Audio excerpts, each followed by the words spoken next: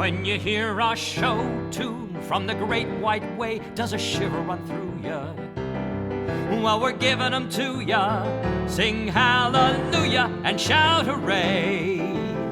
Come on along and listen to Broadway to Main Street USA.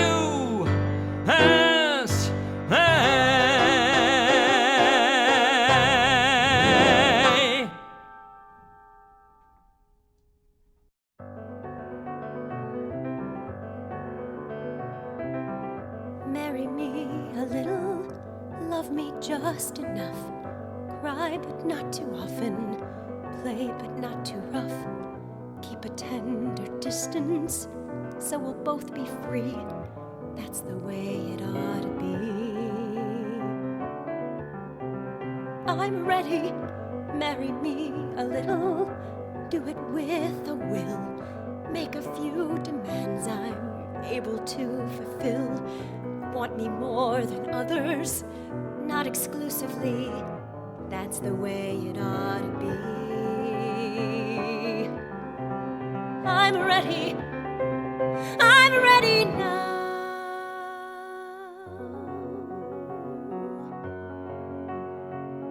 You can be my best friend, I can be your right arm. We'll go through a fight or two, no harm, no harm.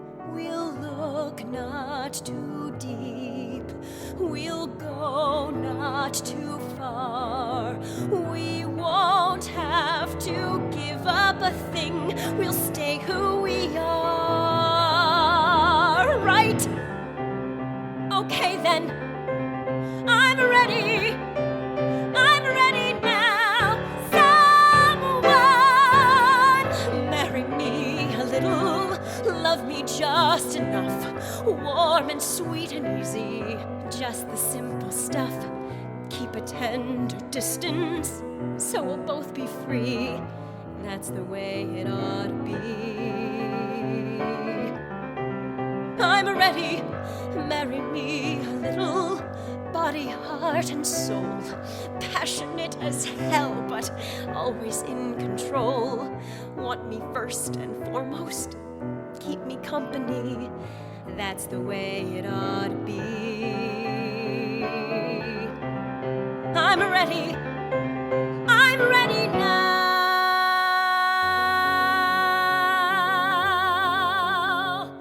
Oh, how gently we'll talk, oh, how softly we'll tread. All the stings, the ugly things we'll keep unsaid. We'll build a cocoon of love and respect. You promise whatever you like, I'll never collect, right? Okay then, I'm ready now. Someone, I'm ready.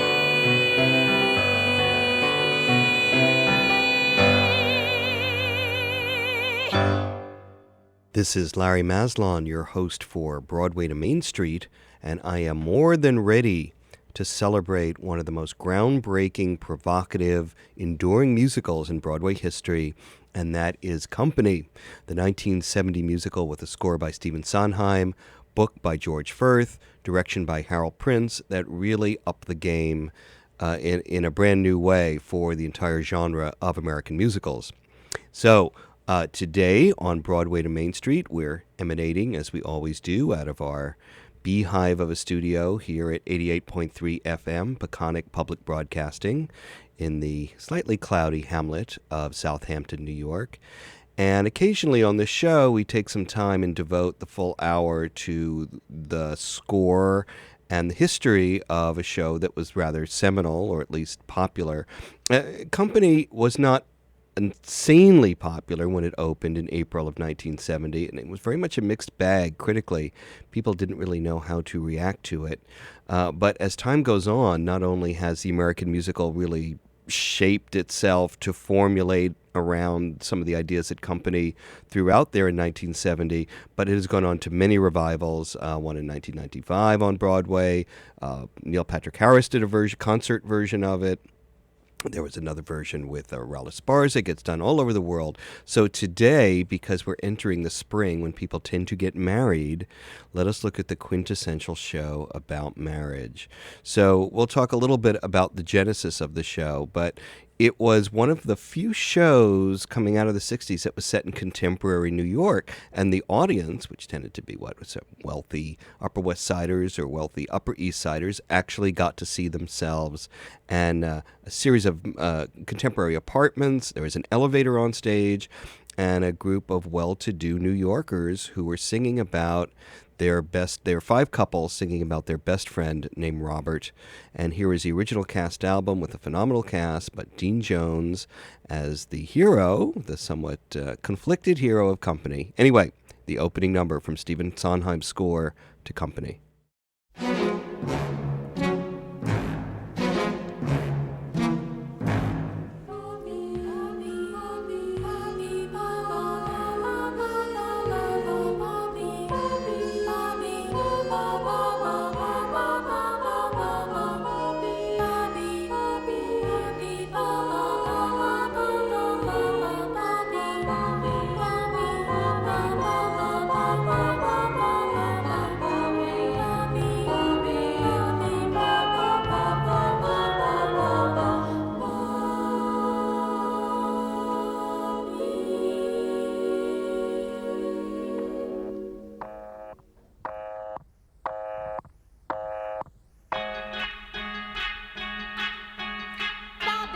Bobby, Bobby, baby, Bobby, Bobby, Robbie, Robert, darling, Bobby, we've been trying to call you, baby, Bobby, Bobby, Robbo, Bobby, love, Bobby, honey, Bobby, we've been trying, darling, Bobby, baby, the kids were asking Bobby, there was something we wanted to say. Well, I was busy, Bobby, fella, Bobby, how have you been? Stop by on your way home, Bobby, we've been thinking of you. Drop by anytime. Bobby, there's a concert on Tuesday. How about some scramble on Sunday? Bob, we're having people in Saturday night. What's Thursday? Bobby's Wednesday. Oh, bravo! Bobby, Bobby, baby, Bobby, come on over for dinner. We'll be so glad to see you. Bobby, come on over for dinner. Just be the 3 of us, only the 3 of us.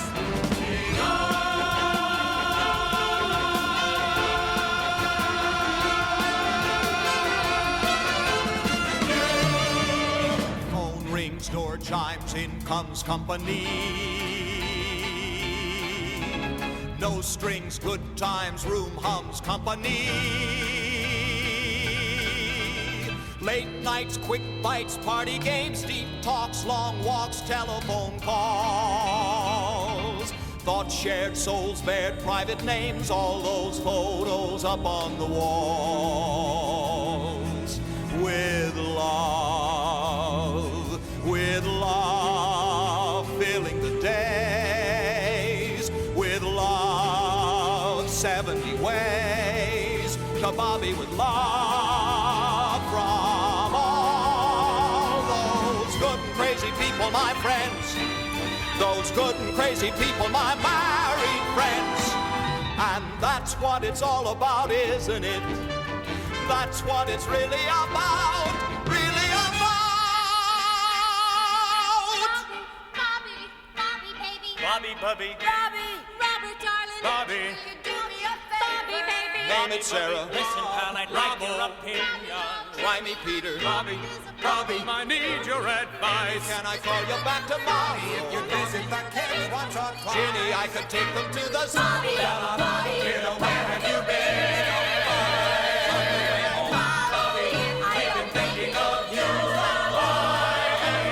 Bobby, dear, it's none of my business. Don't you be looking peculiar. Bobby, can you make it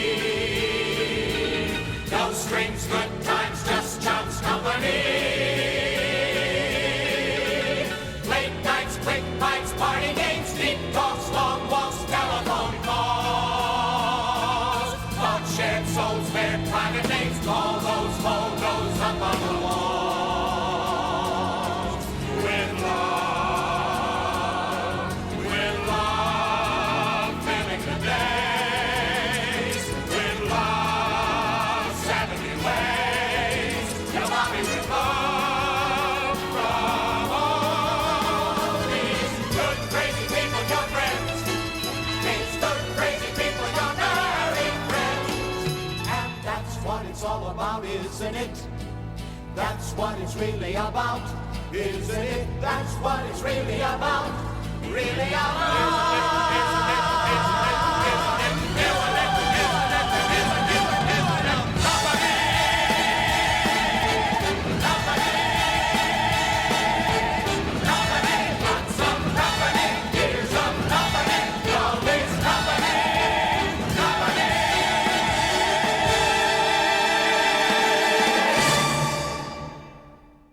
The opening number to Stephen Sondheim's score to Company.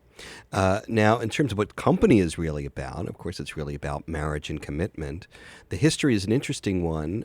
Sondheim had obviously leapt to fame in '57 as a lyricist with West Side Story. And he had a good friend who was an actor who he met in 1962 out of town on a show that he came down to doctor called Hot Spot. And his friend George Furth was an actor in Hot Spot, and they became close. And George Furth is a figure much beloved by me. He was a very good friend and appeared in a lot of films like Butch Cassidy and the Sundance Kid or Shampoo or The Boston Strangler. And he was mostly an actor, and he worked at the Actors Studio in New York. He was a member. And often there they developed their own material. And he came up with a series of one-act plays, three-handers. And Kim Stanley was supposed to be in all of them, and it was about marriage and relationships. And through a slightly circuitous route, Sondheim took them to Harold Prince to see if he wanted to direct. And Prince said, I think this could be a musical if we made the third person in the triangle the same character all the way through. And that, of course, became Bobby, this, what they used to call a bachelor, a fellow who can't make up his mind about whether to get married or not, in New York in the 1970s, and the various couples who swarm around him and give him all sorts of advice and pull him one way or another. Sondheim wrote the music and lyrics to this score. It was not his first by any means. He had done Forum and Anyone Can Whistle, but this is the one that launched his career in the 70s because Hal Prince also directed it as well as produced it, and this partnership redefined the American theater. And with this show, Sondheim, I would say almost officially or de facto, became the poet laureate of ambivalence, one of the greatest ballads ever written, in my opinion, about love. Here's Bobby Short, of all people, to sing a knockout version of Sorry Grateful from Company.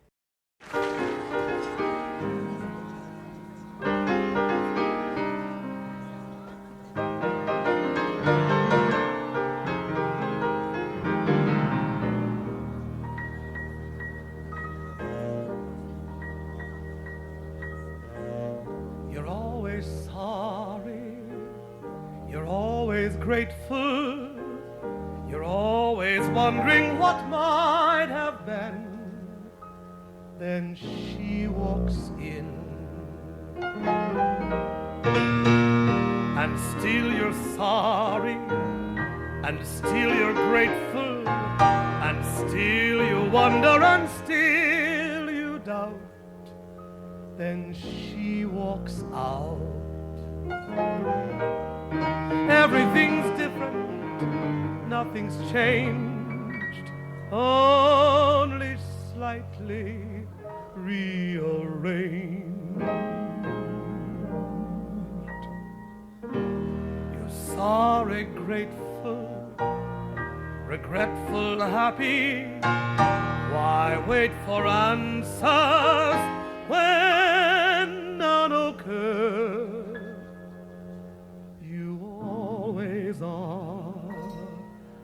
What you always were, which has nothing to do with, all to do with her. You're always sorry, you're always grateful, you hold her thinking, I'm not alone. You're still alone. You don't live for her, you do live with her. You're scared she's starting to slip away, and scared she'll stay. Good things get better, bad gets worse. Wait, I think I meant that in reverse. You're sorry, grateful, fretful happy. Why wait for answers when none occur? You'll always be what you always were, which has nothing to do with all to do with her. Why wait for answers when none occur? You'll always be what you always were, which has nothing to do with all to do with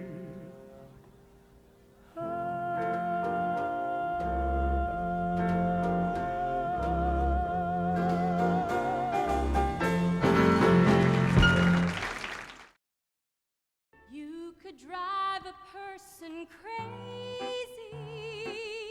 You could drive a person mad. First you make a person hazy, so a person could be had. Then you leave a person dangling sadly outside your door, which it only makes a person gladly want you even more. I could understand a person if it's not a person's bag. I could understand a person if a person was a drag. A person that titillates a person and then leaves her flat is crazy. He's a troubled person. He's a truly crazy person himself. When a person's personality is personable, you should notice it like a love. It's harder than a matador coercionable to try to get you off of your wrong. So single and attractive and attractive a man is everything a person could wish. Turning off a person is the act of a man Who likes to pull the hooks out of fish. Knock, knock, is anybody there? Knock, knock, it really isn't fair. Knock, knock, I'm working all my charms. Knock, knock, the zombie's in my arms. Oh, that sweet affection, what is wrong? Where's the loose connection? How long, oh Lord, how long? Bobby, baby, Bobby, whoopie, Bobby, you could drive a person Buggy, you can blow a person's cool doo-doo. First you make a person feel all huggy, while you make her feel a fool doo-doo. When a person says that you've upset her, that's when you're good. You impersonate a person better than a zombie should. I could understand a person if he wasn't good in bed. Doo-doo. I could understand a person if he actually was dead. Doo-doo-doo-doo. Exclusive you, elusive you. Will any person ever get the juice of you? You're crazy. You're a lovely person. You're a moving, deeply maladjusted, never to be trusted, crazy person. Yourself. Hobby is my hobby and I'm giving it up. Yeah. That was a trio of musical theater comedy goddesses from across the pond from a concert celebrating Cameron McIntosh. That was Ruthie Henshaw, Maria Friedman, and Leah Salonga singing You Could Drive a Person Crazy. And in the show of company, they are the three girlfriends that Robert sort of serially gets attached to and unattaches from as the show goes on. And of course, it drives them crazy. Robert is the bachelor, the unmarried man who turns 35 at the beginning of company and really wonders what his life is about and if there's anyone out there for him. Richard Muenz is a wonderful voice and a wonderful theater presence, and in a Sondheim celebration at Carnegie Hall, he sang the beautiful Someone is Waiting. So let's hear it.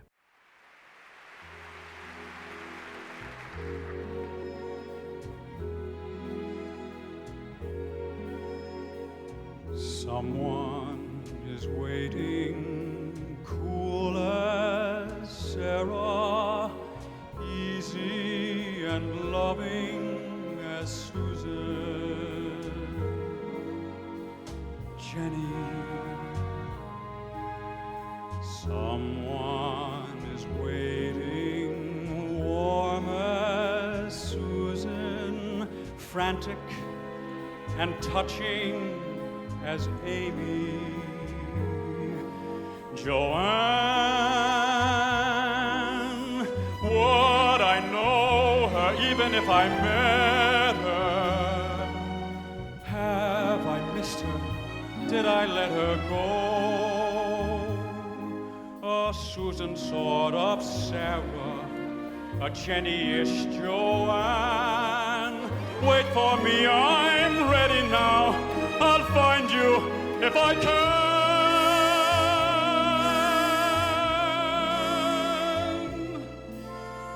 Someone will hold me soft as Jenny, skinny and blue-eyed as Amy. Susan, someone will wake me sweet as Amy, tender and foolish as Sarah. Joanne, did I know her? Have I waited too long? Maybe so, but maybe so has she. My blue-eyed Sarah, warm Joanne, sweet Jenny, loving Susan, crazy Amy, wait for me. I'll hurry, wait for me. Hurry, wait for me. Hurry, wait for me.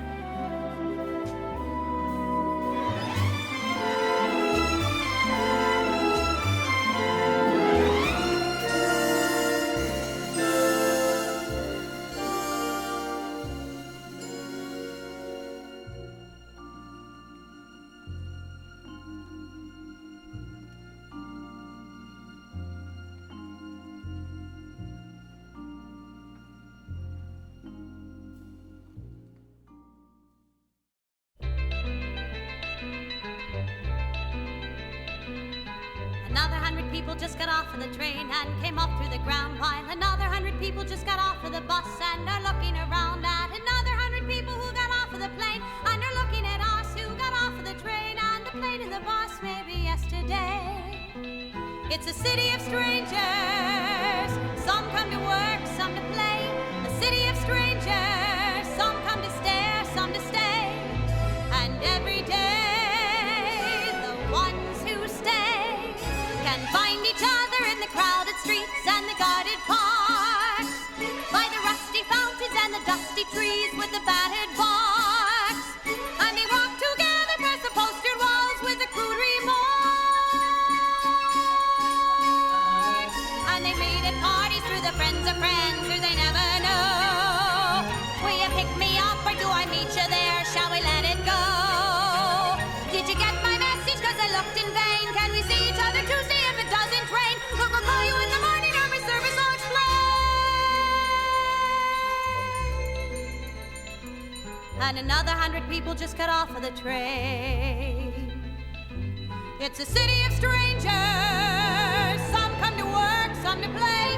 A city of strangers. Some come to stare, some to stay. And every day some go away. Or they find each other in the crowded streets and the guarded parks, by the rusty fountains and the dusty trees with the battered barks. And they walk together past the postered walls with the crude remarks.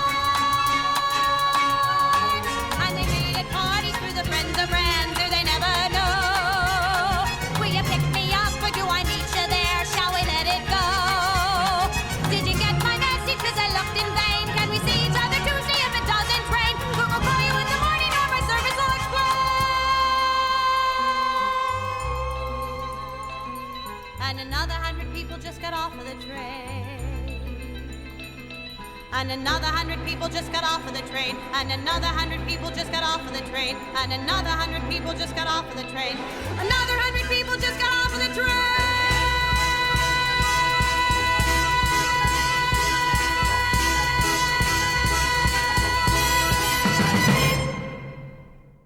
That was Pamela Myers from the original Broadway cast of Company.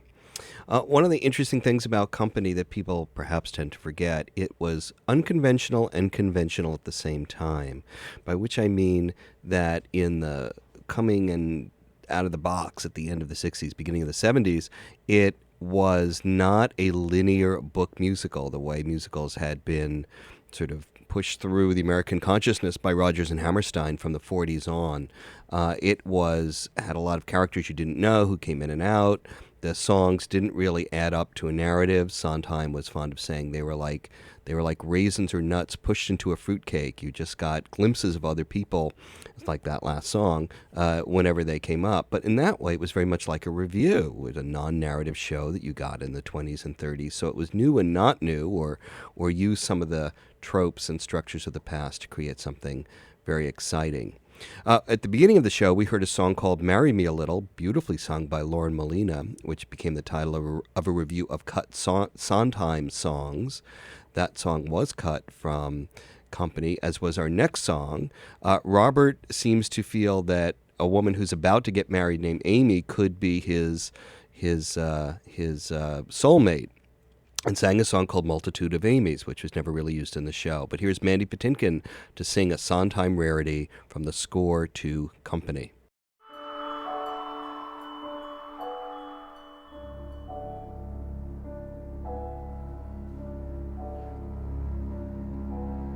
Multitudes of Amy's crowd the streets below. Avenues of Amy's, officefuls of Amy's, everywhere I go. Wonder what it means. Oh, I wonder what it means. I see them waiting for the lights, running for the bus, milling in the stores and hailing cabs and disappearing through revolving doors. Multitudes of Amy's, everywhere I look. Sentences of Amy's, paragraphs of Amy's, filling every book. Wonder if it means I've gone to pieces. Every other word I speak is something she says. Walls hang with pictures of Amy's, galaxies of Amy's dot the night sky. Girls pass, look at me with Amy's eyes. I've seen an audience of Amy's, watch a cast of Amy's act in a play. Seems there are more of her every day. What can it mean? I've got a stadium of Amy's standing up to cheer. Choruses of Amy, symphonies of Amy's ringing in my ear. I know what it means. Hey, Amy, I know what it means. Oh, I'm ready. I'm ready. I'll say it. Marry me now.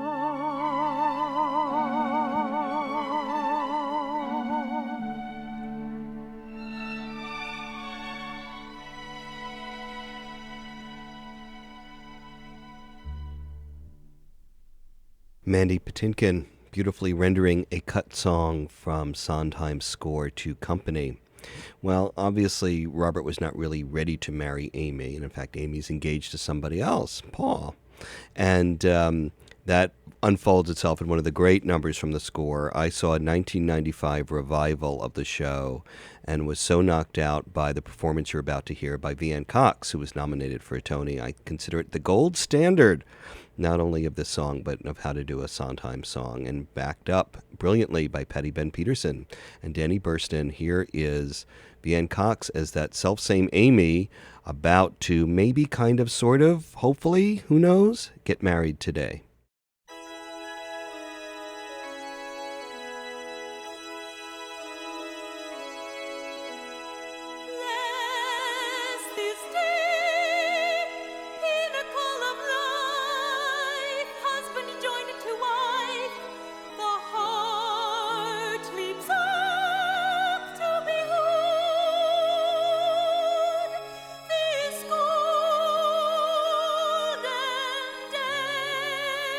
Amy, I can't find my shoes anywhere. Today is for Amy. Amy, I give you the rest of my life to cherish and to keep you, to honor you forever.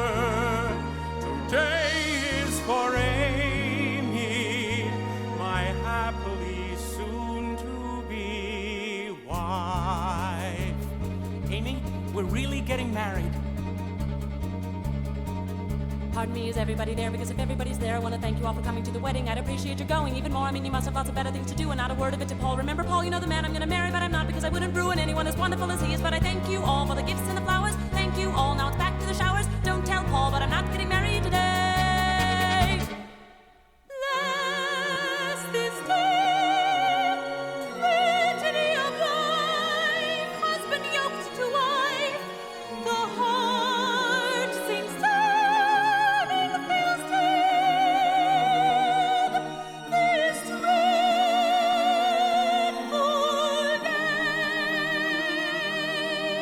Amy, Paul can't find his good cufflinks. On the dresser. Right next to my suicide note. Listen, everybody, look, I don't know what you're waiting for. A wedding, what's a wedding? It's a prehistoric ritual where everybody promises fidelity forever, which is maybe the most horrifying word I ever heard, and which is followed by a honeymoon where suddenly you realize he's saddled with a nut and want to kill me, which you should. So listen, thanks a bunch, but I'm not getting married. Go have lunch, because I'm not getting married. You've been grand, but I'm not getting married. Don't just stand there, I'm not getting married. And don't tell Paul, but I'm not getting married today. Go, can't you go? Why is nobody listening? Goodbye, go and cry at another person's wake. If you're quick for a kick, you could pick up a christening, but please, on my knees, there's a human life at stake. Listen, everybody, I'm afraid you didn't hear. Do you want to see a crazy lady fall apart in front of you? It isn't only Paul who may be ruining his life. You know, we'll both of us be losing our identities. I telephoned my analyst about it, and he said to see you Monday, but by Monday I'll be floating in the Hudson with the other garbage. I'm not well, so I'm not getting married. You've been swell, but I'm not getting married. Clear the hall, because I'm not getting married. Thank you all, but I'm not getting married. And don't tell Paul, but I'm not getting married today. Bless this bride, totally insane, slipping down the drain, and bless this day in our hearts as it starts to rain. Today is for Amy. Go, can't you go? Look, you know I adore you all, but why watch me die like Eliza on the ice? Look, perhaps I'll collapse in the apps right before you all. So take back the cake, burn the shoes, and boil the rice. Look, I didn't want to have to tell you, but I may be coming down with hepatitis, and I think I'm gonna faint. So if you want to see me faint, I'll do it happily. But wouldn't it be funnier to go and watch a funeral? So thank you for the 27 dinner plates and 37 butter knives and 47 paperweights and 57 candle holders. I am not getting married, but I'm not getting married. With this ring, Still, I'm not getting married. I think we're See, I'm not getting married. Let us pray that we're not getting married today.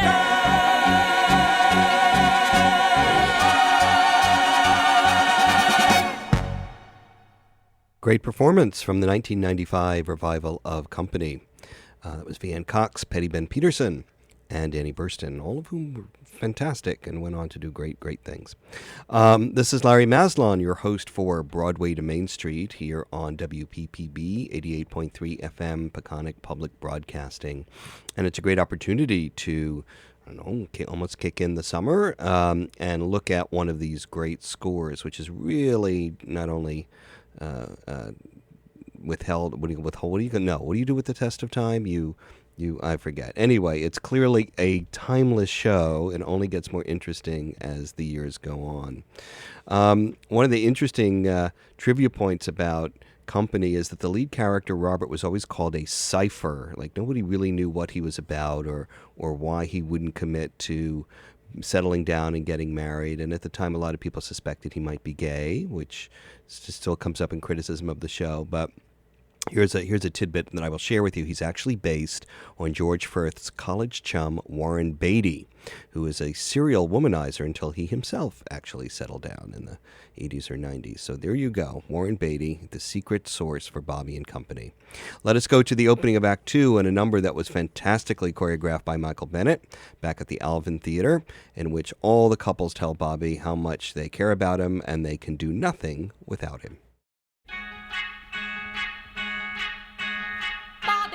Bobby, Bobby, baby. Bobby, Bobby, Robbie. Robert, darling. Bobby, we've been trying to reach you. Robert, darling. Angel, I've got Robbo, nothing to tell. Robbie, love. Bobby, honey. Bob, we're having people inside Saturday night. Bobby, Bobby, we got Robbo, Bobby, honey. Robbie, darling. Bobby, tell him, Bobby, baby, Bobby, come on over for dinner.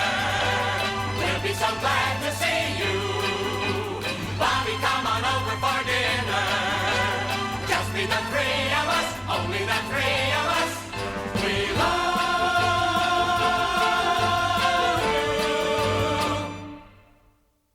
you. We love you. I mean, when you've got friends like mine. We love you.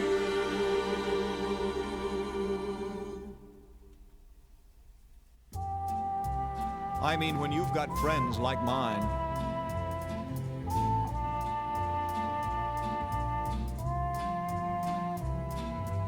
Isn't it warm? Isn't it rosy? Side by side. He's such a cutie. By side. Isn't he a cutie? Ports in a storm, comfy and cozy, side by side. He never loses his cool. By side. I envy that. Everything shines, how sweet. Side by side, by side. Parallel lines who meet. Love him, can't get enough of him. Everyone winks, nobody's nosy. Side by side. He is just crazy about me. By side. He's a very tender guy. You make the drinks and I'll bring the posy. Side by side. He's always there when you need him. By side. One is lonely and two is boring. Think what you can keep ignoring. Side. He's my best friend. By What? side. I mean, next to my By husband. side. 7 times a godfather, year after year, older and older. It's amazing. We've gotten older each year, and he seems to stay exactly the same. Sharing a tear, lending a shoulder. You know what comes to my mind every time I see him? But the Seagram's building. Isn't that funny? Ain't we got fun? No strain. You know, sometimes I catch him looking and looking. I just look right back. Permanent sun, no rain. We're so crazy, he's so sane. Friendship forbids anything bitter. A person like Bob doesn't have the good things, and he doesn't have the bad things, but he doesn't have the good things. Being the kids as well as the sitter. Let me make him a drink. Yeah. He's the one guy I know I feel should drink more. One's impossible, 2 is dreary, 3 is company, safe and cheery. Side He always looks like he's keeping by score. side. Who's winning, Robert? Here is the church, Here is the steeple, open the door and see all the crazy married people. What would we do without you? How would we ever get through? Who would I complain to for hours? Who bring me the flowers when I have the flu? Who finished yesterday's stew? Who take the kids to the zoo? Who is so near and who is so deep? And who would keep her occupied when I want to sleep? How would we ever get through? What would we do without you?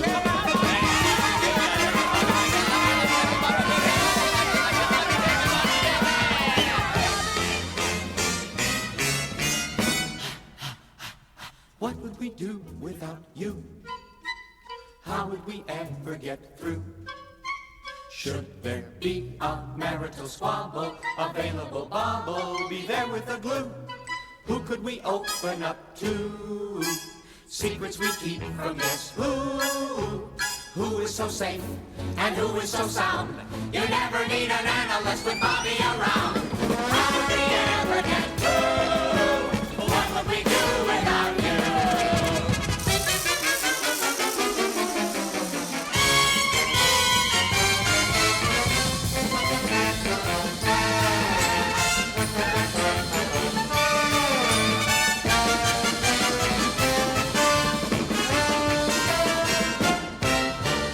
What would we do without you? Ooh, how would we ever get through? Ooh, who sends anniversary wishes? Who helps with the dishes and never says boo? Who changes subjects on cue? Who cheers us up when we're blue? Who is a flirt, but never a threat? Reminds us of our birthdays, which we always forget. How would we ever get through?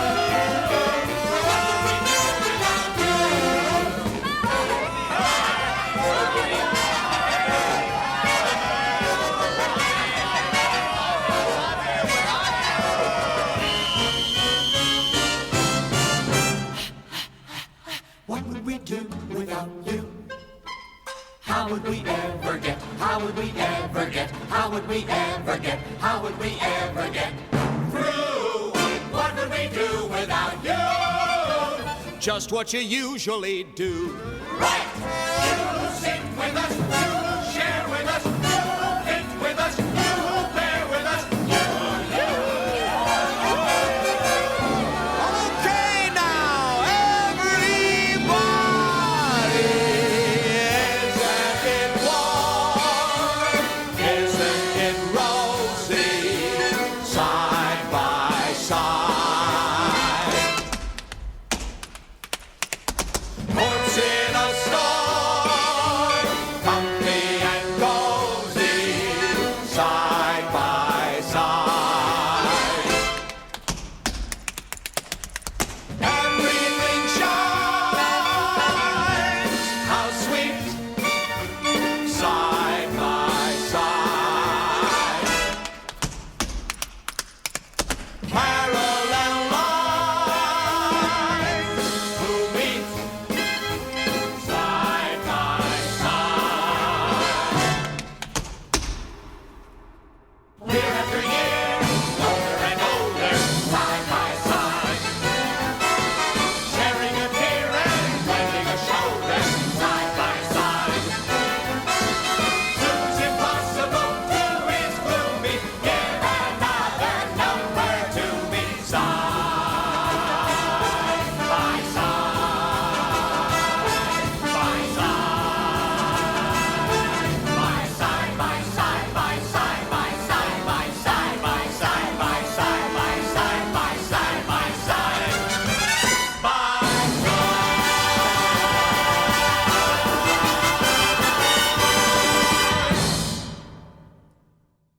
From the original cast of Company, the album from 1970. Well, Bobby is still circulating the world of New York trying to find the perfect match, or at least someone who completes him, as they would say in a few decades later. And he hooks up with a one-night stand with an airline hostess named April, a beautiful little one-act play of a song called Barcelona. Here's from the 1995 revival, Boyd Gaines as Bobby, and the wonderful Jane Krakowski as April.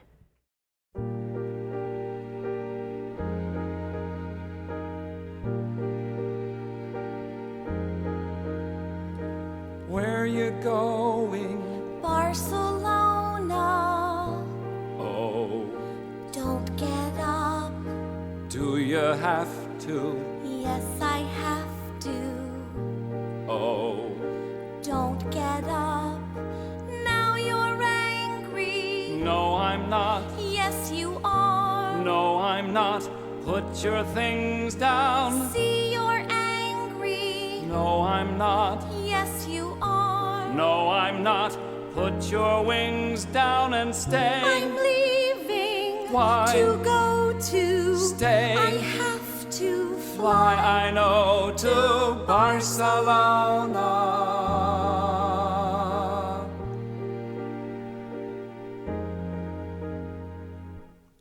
Look, you're a very special girl, not just overnight. No, you're a very special girl, and not because you're bright. Not just because you're bright. You're just a very special girl, June. April. Thank you.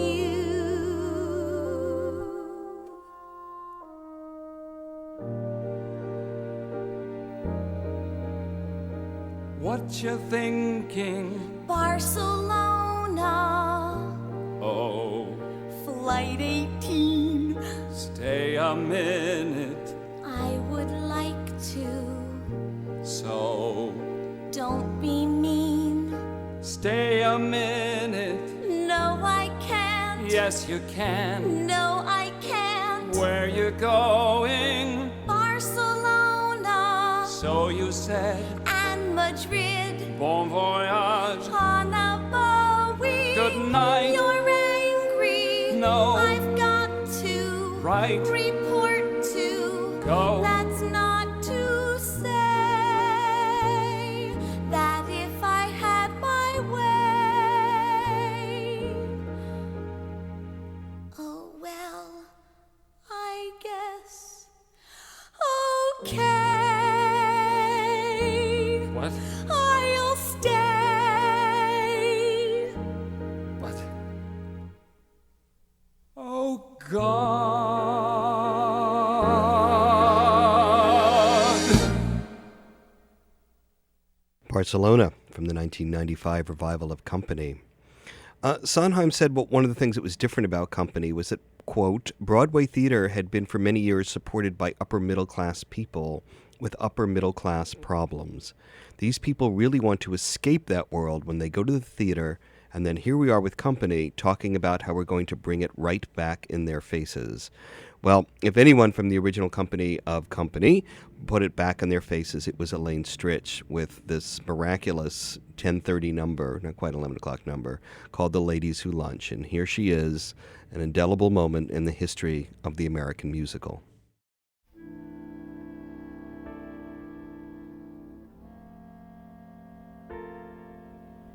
I'd like to propose a toast.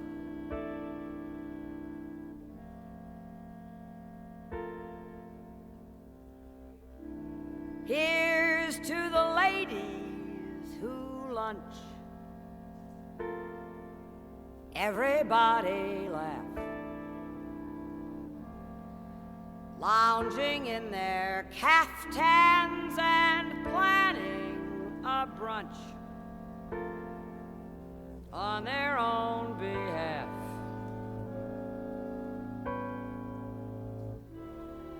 Off to the gym, then to a fitting, claiming they're fat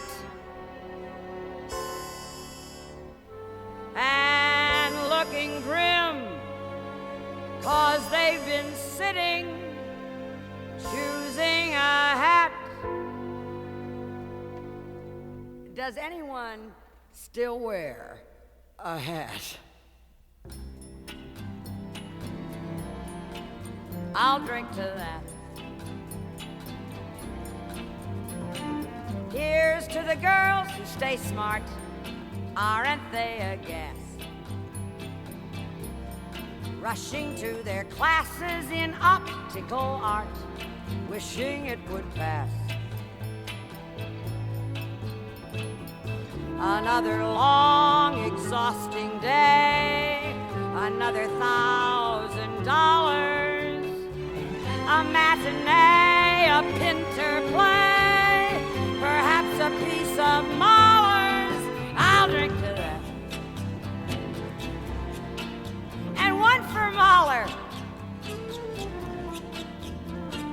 Here's to the girls who play wife, aren't they too much? Keeping house but clutching a copy of life just to keep in touch. The ones who follow the rules and meet themselves at the schools, too busy to know that they're fools, aren't they a gem? I'll drink to them. Let's all drink to them.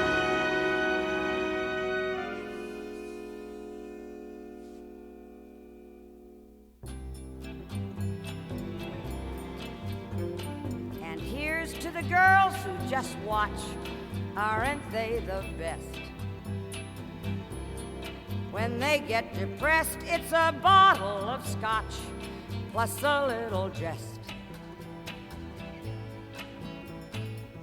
Another chance to disapprove, another brilliant singer, another reason not to move, another vodka stinger. I'll drink to that. So here's to the girls on the go. Everybody tries.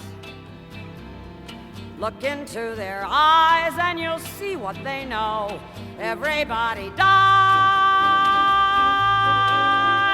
A toast to that invincible bunch, the dinosaurs surviving the crunch. Let's hear it for the ladies who lunch. Everybody rise, rise, rise, rise, rise, rise, rise, rise, rise.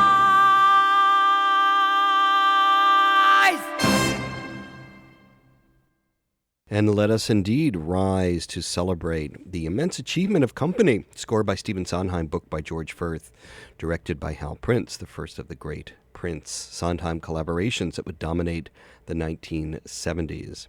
Well, the word I couldn't come up with earlier was withstood. Company has withstood the test of time.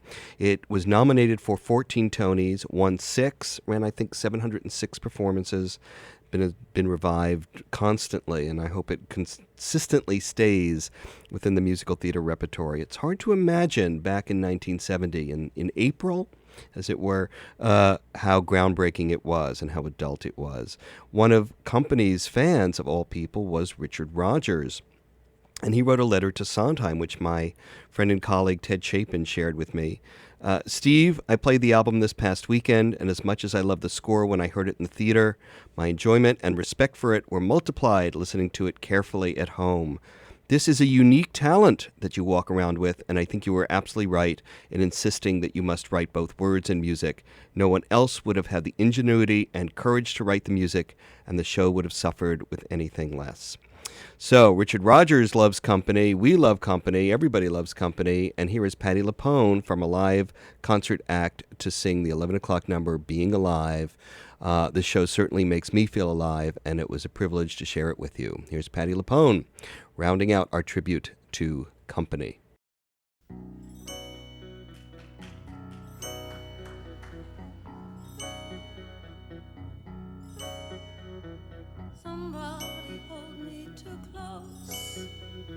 Somebody hurt me too deep. Somebody sit in my chair and ruin my sleep and make me aware of being alive, being alive. Somebody need me too much, somebody know me too well. Somebody pull me up short and put me through hell and give me support for being alive. Make me alive. Make me alive. Make me confused. Mock me with praise. Let me be used. Vary my days. But alone is alone. Not alone.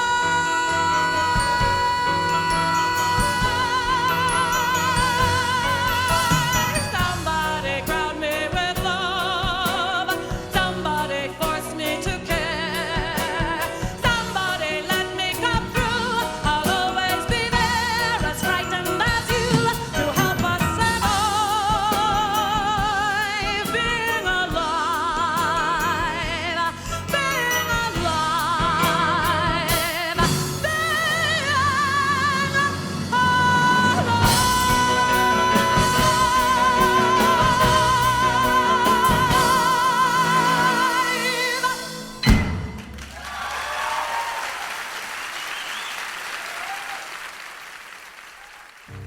Well, where has the time all gone to? This is Larry Maslon here at Broadway to Main Street. Let's catch up next Sunday at 3. There's so much more embracing still to be done, but time is racing. Oh, well, we'll catch up some other time.